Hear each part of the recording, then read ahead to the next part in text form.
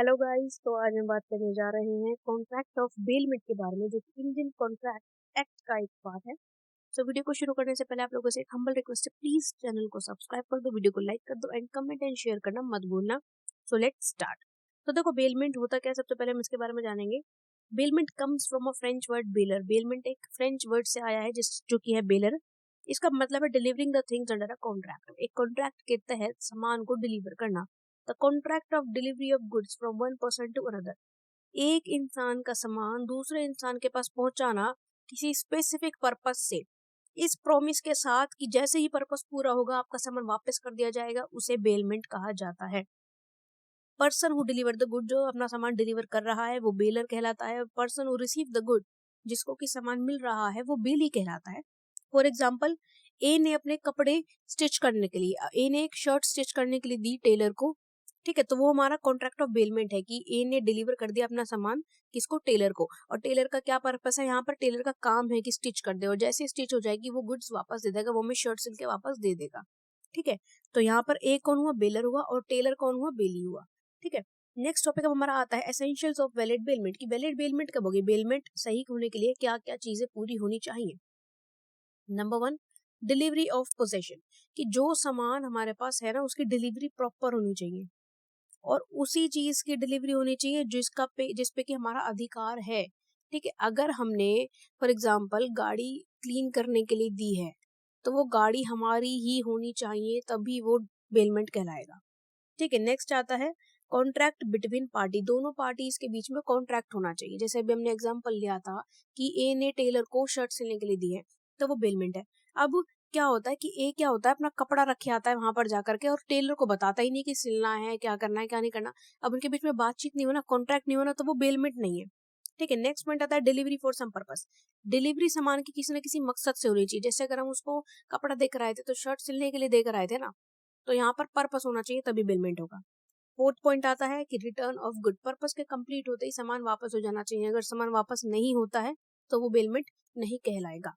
Next point हमारे आते हैं कि टाइप्स ऑफ बेलमेंट, बेलमेंट कितने तरीके का होता है। तो देखो, सबसे पहले आता है हमारा ग्रेशियस बेलमेंट। ग्रेशियस बेलमेंट क्या होता है कि इस बेलमेंट में हमें किसी चीज के कोई पैसे नहीं देने होते। फॉर एग्जाम्पल, मैंने अपने एक फ्रेंड से कार मांगी कि भाई मुझे घूमने जाना है 2 दिन के लिए, अपनी गाड़ी दिखा दे। अब मेरा दोस्त मेरे से गाड़ी के कोई पैसे नहीं ले रहा, कोई किराया नहीं ले रहा, तो ये क्या होती है, ग्रेशियस पेमेंट होती है, क्योंकि वो मुझे सामान डिलीवर करेगा और मैं उसे सामान वापस भी करूंगी, लेकिन कोई पैसे नहीं होंगे यहाँ पर। ठीक है, नेक्स्ट पॉइंट आता है non gratuitous bailment. Non gratuitous bailment वो बेलमेंट होती है जिसके लिए हमें पैसे देने पड़ते हैं। जैसा कि हमने एग्जांपल लिया था कि अगर हम अपने कपड़े स्टिच करने के लिए टेलर को देकर आते हैं, तो टेलर को पैसे भी तो देने पड़ते हैं ना स्टिचिंग करने के। थर्ड पॉइंट हमारा आता है bailment for benefit of baler, ऐसी बेलमेंट जिसमें सिर्फ और सिर्फ बेलर को फायदा हो रहा है। फॉर एग्जाम्पल, हम कहीं बड़े रेस्टोरेंट में जाते हैं, होटल में जाते हैं, तो हमें वैले की फैसिलिटी मिलती है। तो वैले क्या होता है, हमारे लिए काम करता है, हम उसे अपना सामान देते, गाड़ी देते हैं, और उससे बेनिफिट सिर्फ किसका होता है, हमारा बेनिफिट होता है। फिर आता है bailment for benefit of bailee, bailee के बेनिफिट के लिए अगर कुछ किया जाता है तो वो इस वाले कॉन्ट्रैक्ट में आता है। फॉर एग्जाम्पल, अगर हम पैसे दे रहे हैं लोन पर, ठीक है, और उसके बदले में अगर हम कोई इंटरेस्ट चार्ज नहीं कर रहे हैं, तो वो हमारा बेली के बेनिफिट के लिए हो जाता है। नेक्स्ट पॉइंट हमारा आता है बेलमेंट फॉर बेनिफिट ऑफ बेली, एक ऐसा कॉन्ट्रैक्ट जहां पर सिर्फ और सिर्फ बेली के एडवांटेज के लिए हम बेलमेंट कर रहे हैं। फिर आता है बेलमेंट फॉर म्यूचुअल बेनिफिट, अगर हम म्यूचुअल बेनिफिट के लिए कोई बेलमेंट कर रहे हैं तो वो हमारा इस पॉइंट में लाई करता है। फिर हमारा नेक्स्ट आता है कि ड्यूटीज ऑफ बेली, बेली की क्या ड्यूटीज होती है। ठीक है, जिसको सामान मिलता है उसकी क्या क्या ड्यूटीज होती है। नंबर 1, ड्यूटी ऑफ केयर, सामान की ध्यान रखने की उसकी सबसे बड़ी ड्यूटी होती है। अगर कुछ भी दिक्कत होगी तो बेलमेंट में उसको हर्जाना भरना पड़ेगा। नेक्स्ट पॉइंट है कंपनसेशन ऑफ अनऑथोराइज यूज, जो भी हमने सामान डिलीवर किया है उसका यूज उतना ही होगा जितना कि हमने कहा है। ठीक है, अगर कोई भी अनऑथोराइज यूज हमारा बेली करता है हमारे सामान से, तो और उसमें कोई लॉस हो जाता है तो उसका भी हर्जाना उसे भरना पड़ेगा, कंपनसेशन उसे भरना पड़ेगा। नेक्स्ट आता है duty of not to mix, सामान को मिक्स नहीं करना भी उसकी ड्यूटी होती है। फॉर एग्जाम्पल, ए ने चक्की वाले को आटा पीसने के लिए दिया था, ठीक है, उसने फॉर्चून कंपनी का गेहूं दिया था सपोज। ठीक है, अब चक्की वाला क्या करता है, उसको आशीर्वाद कंपनी का गेहूं पीस के दे देता है, मतलब उसके जो गेहूं होते हैं वो बदल देता है। तो ये बेलमेंट में फॉल्ट है, वॉइड है। ठीक है, इसलिए हमें किसी के सामान को मिक्स नहीं करना, जैसा दिया है वैसा ही वापस भी करना पड़ेगा। ड्यूटी टू रिटर्न गुड, जो भी सामान हमने लिया है बेलमेंट के अंदर उसको रिटर्न करने की भी बेली की ही ड्यूटी होती है। फिर duty to return any profit, अगर हमारे सामान में कोई प्रॉफिट हुआ है, कोई इंक्रीमेंट हुआ है तो उसको भी वापस करने की ड्यूटी है। फॉर एग्जाम्पल, अगर ए ने बी को अपनी गाय दी थी ध्यान रखने के लिए, ठीक है, और गाय को हो गया बछड़ा, तो बी की ड्यूटी बनती है यहाँ पर कि ए को जब सामान वापस देगा तो उसकी गाय और बछड़ा दोनों चीज देगा। नेक्स्ट पॉइंट आता है, मतलब बछड़ा बोलते हैं गाय के बच्चे को। नेक्स्ट पॉइंट आता है duty not to set up adverse title, कि हमें किसी भी तरह से एडवर्स टाइटल सेट नहीं करना है अपने सामान पे। फॉर एग्जाम्पल, ए ने बी को कंपनी के शेयर्स दिए थे, अब कंपनी ने उसमें बोनस शेयर्स इशू कर दिए, तो बी जब वापस करेगा तो कंपनी के शेयर और बोनस शेयर दोनों वापस करेगा, ठीक है। नेक्स्ट हमारा आता है ड्यूटी ऑफ बेलर।